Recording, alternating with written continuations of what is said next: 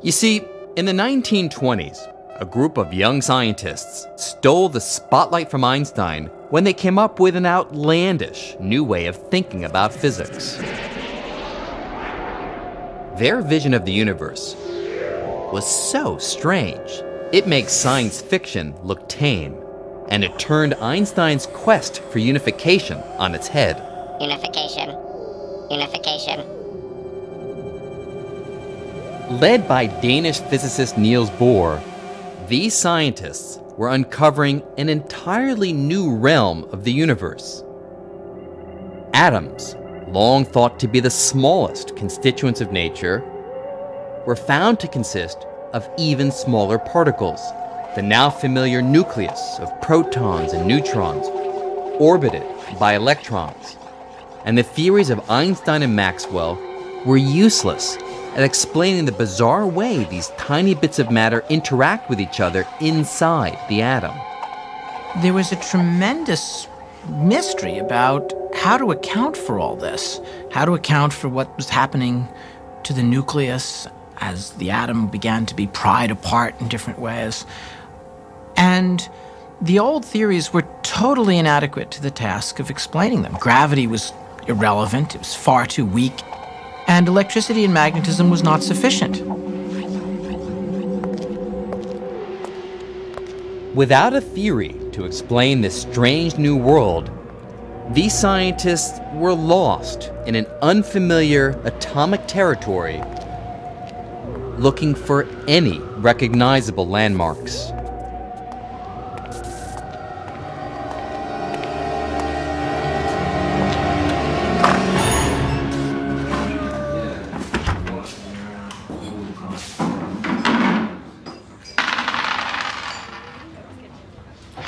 Then, in the late 1920s, all that changed. During those years, physicists developed a new theory called quantum mechanics, and it was able to describe the microscopic realm with great success. But here's the thing. Quantum mechanics was so radical a theory that it completely shattered all previous ways of looking at the universe. Einstein's theories demand that the universe is orderly and predictable. But Niels Bohr disagreed. He and his colleagues proclaimed that at the scale of atoms and particles, the world is a game of chance. At the atomic or quantum level, uncertainty rules. The best you can do, according to quantum mechanics, is predict the chance or probability of one outcome or another. And this strange idea opened the door to an unsettling new picture of reality.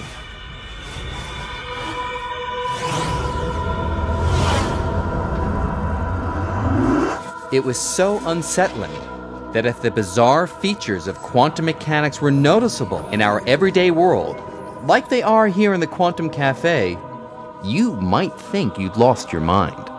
The laws in the quantum world are very different from the laws that we are used to. Our daily experiences are totally different from anything that you would see in the quantum world. The quantum world is crazy. It's probably the best way to put it. It's a crazy world. For nearly 80 years, quantum mechanics has successfully claimed that the strange and bizarre are typical of how our universe actually behaves on extremely small scales. At the scale of everyday life, we don't directly experience the weirdness of quantum mechanics. But here, in the Quantum Cafe, big, everyday things sometimes behave as if they were microscopically tiny. And no matter how many times I come here, I never seem to get used to it. I'll have an orange juice, please. I'll try. I'll try, she says. You see, they're not used to people placing definite orders here in the Quantum Cafe because here, everything is ruled by chance.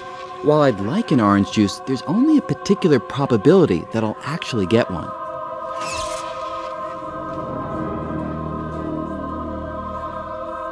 And there's no reason to be disappointed with one particular outcome or another because quantum mechanics suggests that each of the possibilities, like getting a yellow juice or a red juice, may actually happen. They just happen to happen in universes that are parallel to ours, universes that seem as real to their inhabitants as our universe seems to us.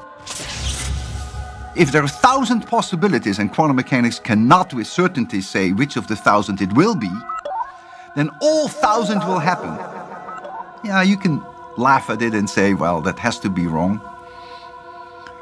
But there are so many other things in physics which at the time that people came up with had to be wrong, but it wasn't.